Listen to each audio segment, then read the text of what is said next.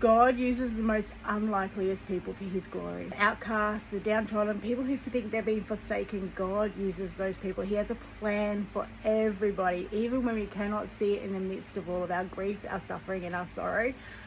God has a plan for us all, and I was beautifully reminded of this in 2 Kings. I was reading 2 Kings where there was famine in Samaria, and everybody was starving. There was no food, people were dying.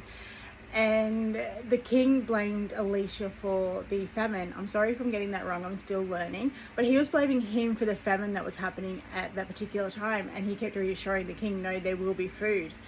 And the next day, there was lepers. The unclean was sitting at the gates.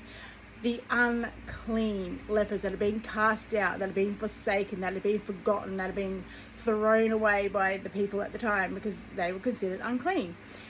They were at the gates, and they were either like, we either sit here and die, we go inside the gates and die, or we go over to this camp and they may help us or we may die. So they decided to go to the camp, and God, our wonderful, amazing Father in heaven, made it sound like a huge army was coming upon them, chariots and horses and this huge army.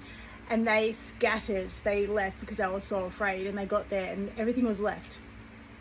The tents were still set up, the food was still there, donkeys, horses, garments, silver, everything was left there. So the lepers filled their bellies and they started going from tent to tent to hide the silver and things like that. But then they realized God had blessed them with this food, with this silver, and that they must pass this blessing on to the people who also needed it, to the people who were starving in the city.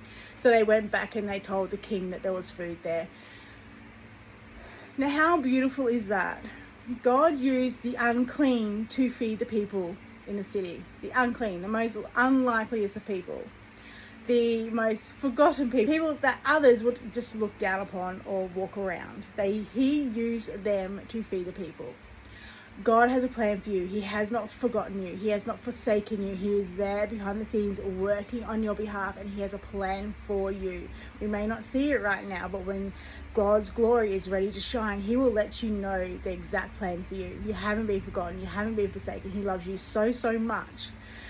And we just need to turn our face to God and keep praying and just keep the faith and keep the trust. God will fulfill. If he has put it on your heart, he will fulfill. And that was a beautiful reminder in the Bible today. And I just wanted to share that with all of you beautiful people.